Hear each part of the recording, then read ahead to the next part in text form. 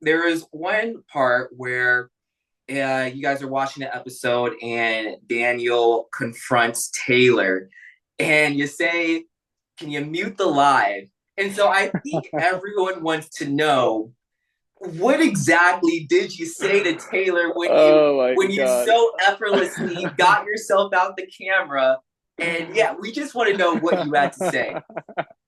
So, unfortunately, I didn't love what I saw, obviously.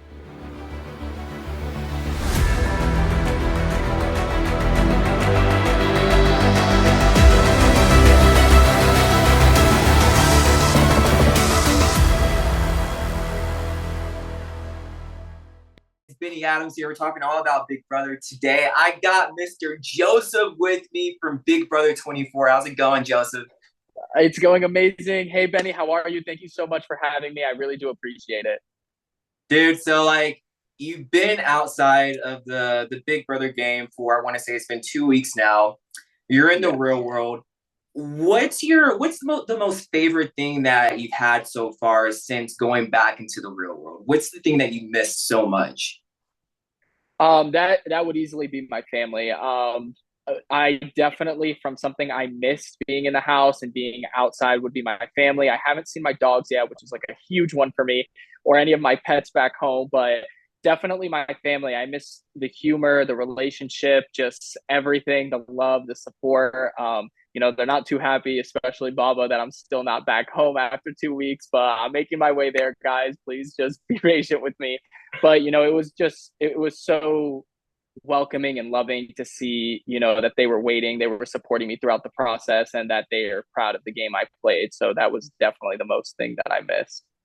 Yeah, you seem like you're having like the time of your life out there. And I always see your posts and your family's posts. And you always seem like whenever I see you, you have just this such a big smile on your face. You're always laughing. And I think Thank you that's so what much, fans Benny. love about you, man.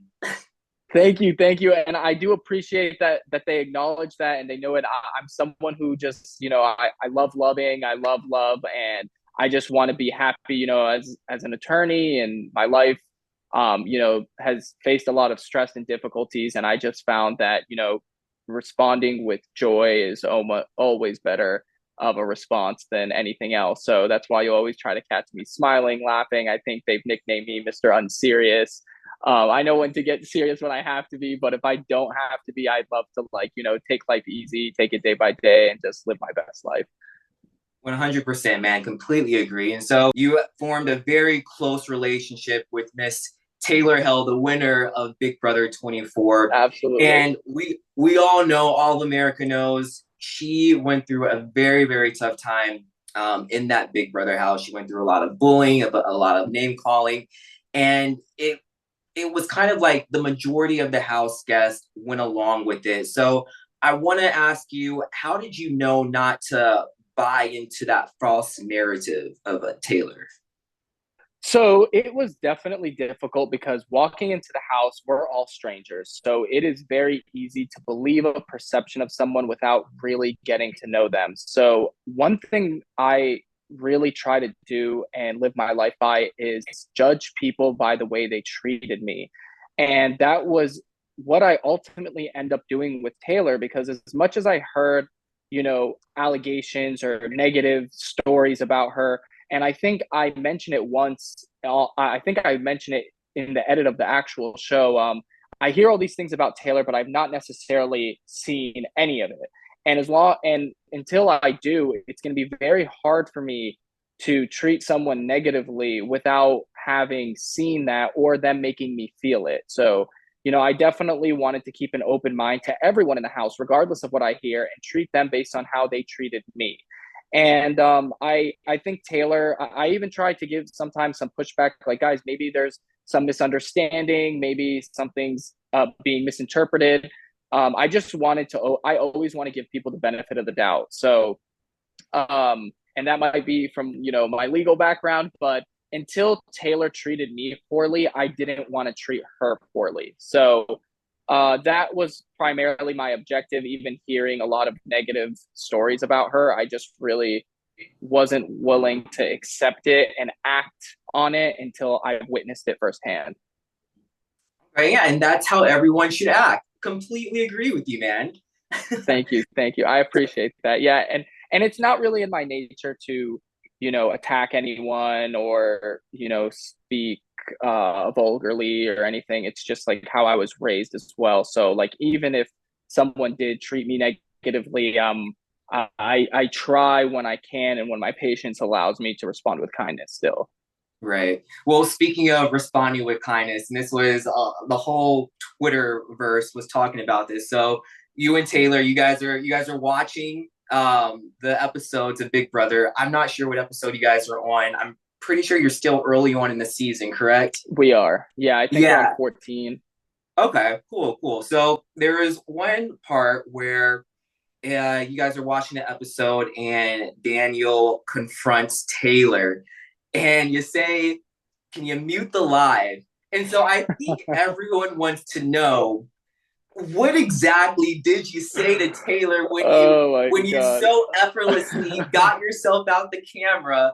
And yeah, we just want to know what you had to say. So unfortunately, I didn't love what I saw, obviously.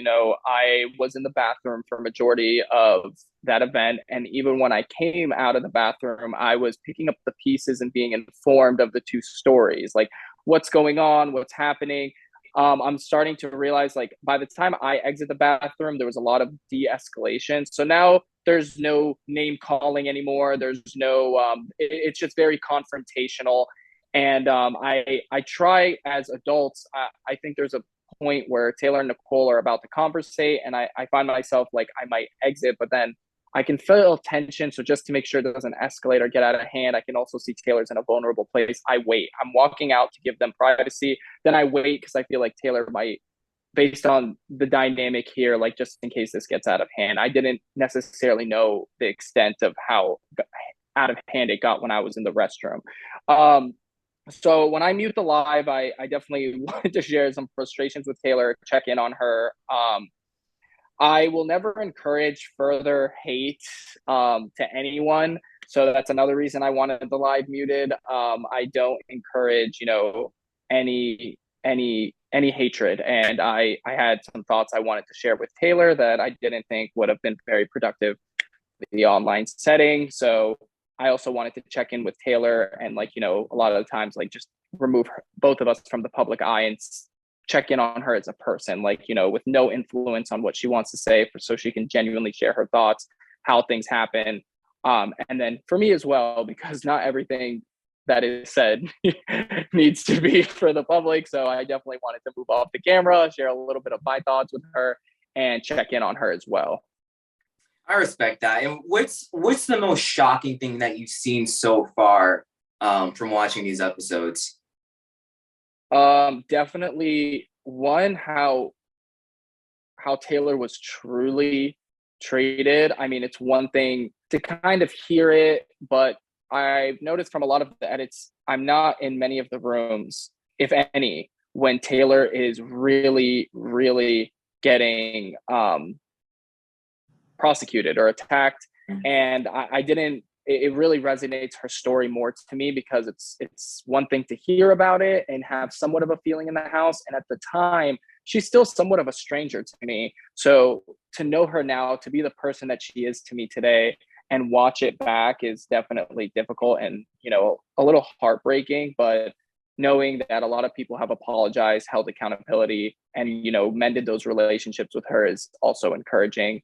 And the most shocking thing is those would be those two, just like the fact that she had to endure that, some of the conversations that she had that I wasn't aware of, some of the conversations about her that I wasn't aware of.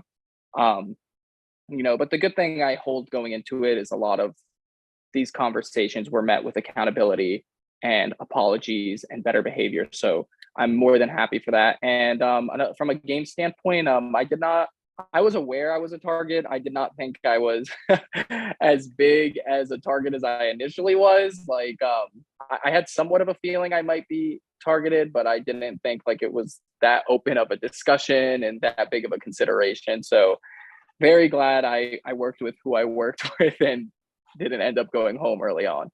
Right, right. And so another huge issue, I guess I can say, that happened in the house was when Kyle, he tried to form an all-white alliance because he thought all the people of color were working together.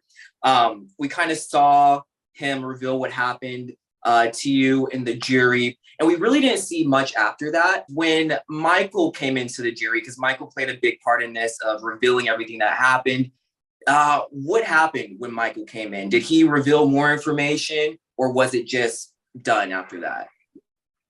So Michael didn't necessarily give more information. Kyle had a lot of decompression to have, and he went through a lot in those upcoming days. So he did do to the best of his ability to give us a full picture and for him to hold accountability and in his thought process and what he did. And so by the time Michael came, there wasn't much information left to give. Granted, the edit, I'm not sure what shows, I haven't watched it, but Kyle did have some productive conversations with me after and started to slowly fill me in and give me the full picture. And I understand, he went through a lot, and to, have to repeat the story multiple times. He had to do it in the house, then immediately again in jury. So I just wanted to give him a little space initially. And, he was more than willing to give us the information on what occurred. So Michael coming didn't really change much of a perspective, at least other than what was going on in the game after what Kyle left. Okay. And then something else, sticking with the whole jury, Monty had an interview not too long ago where he kind of insinuated, he didn't say this exactly, but he insinuated that production had a heavy hand in letting the jury know who they want to win, which was Taylor. All of America knows this is not true, but I want to hear from your own words, what happened in that jury house when you guys were deliberating on who to pick for the winner of Big Brother. No, I would say we were all honestly deliberating. Obviously, I had no intuition that production wanted Taylor to win. Taylor rightfully earned that win completely, and we, as someone who truly recognized and respected Taylor's game, I think not just me, but all of us did. She did her work with jury management. She did her job as a player. And I think as a jury, we all just deliberated that and had our opinions. And fortunately, a lot of us just resonated with how she played the game. And I don't think that Big Brother will ever see a game like Taylor Hale's. The game she played was truly one of a kind. The way she handled her circumstances, the way she went from the bottom to the top, I don't think Big Brother has ever seen it or will ever see it. Fortunately, the jury recognized that, which is, it wasn't a hard case to plead for Taylor. She played an amazing game. She changed the game of Big Brother entirely. Forever. And I think that's such an amazing thing. Yeah. And she did. She paved the way. And one thing I would note to that is, I think you have people like Indy and I stating in the first week that, if Taylor has the potential to win this game. So, it's not like she had to do much of any, changing our minds, because from week one, she was already playing in a manner that showed that, she is a great player and she has a lot of potential to win this. So I don't think that narrative, for me at least, changes once I hit jury. Right. 100% agree, man. And so, you guys were all living in this house together. What was it like? Because, Monty's doing these interviews. All you guys are doing these interviews. What's your relationship with Monty now? Are you guys still bros? Are you cordial? Yeah, we're definitely cordial. So I have not digested everything that has happened in this season yet. And again, Monty and Taylor's relationship specifically, that is their relationship to handle. And we're all individuals and we'll handle each circumstance differently. So me personally, I still have not seen a lot of the things that Taylor has. So Taylor has digested and was a lot more willing to dive in to things of this season than I was. And, and that was her decision to make. And I'm still going to stand and support her behind it. in any way I possibly can. But we have both acknowledged that as two different people, like we're going to have different relationships with people. And I want nothing more to support her. My relationships with a lot of the house guests, I always want to maintain love and positivity. That's just who I am as a person. Even when people make mistakes, I want them to, right that wrong and hold accountability and go forward with positivity. And I think Taylor shares in that sentiment. Now, how close we're going to stay with certain house guests in relationship to others, that will probably vary between her and I based on all the circumstances that are going to be presented to us, and the difficulties and challenges that we have to see of things said or behaviors done and how they were remedied. So going forward, as of right now, being someone who hasn't digested everything from the season, I'm definitely maintaining, definitely a lot of cordial and loving relationships. And I'm hoping that, I'm able to still do so, because everyone who, probably did behaviors that require accountability and apologies and better actions do so. And, I'm someone who's like, I'm a very forgiving person. And in some situations, it's not my place to forgive. So that a lot has to fall on Taylor. But going forward for now, until I'm made aware of things that, require action and no actions being taken, I'm trying to maintain a loving relationship with everyone. Okay. And last question, Joseph. So you're done with Big Brother. Has the reality bug bit you? Are you gonna continue in the reality TV realm? Are you gonna go back into law? What's the next move for you?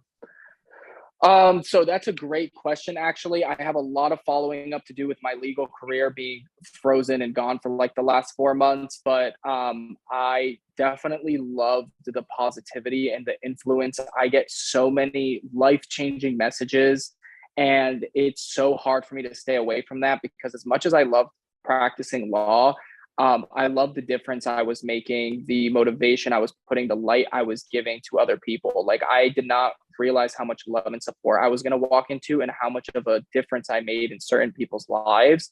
And to me, it's addicting. It's something I can't stay away from. So if I could stay on this route, putting myself out there, being a role model of some sort, or motivating others, or being an inspiration, I would love to continue doing so. So whatever opportunities fall in my lap to stay on that path, I plan to utilize them. So I'm definitely a little bit in limbo, stuck between law and this reality status. So I'm just going to wait to see what comes my way and take advantage.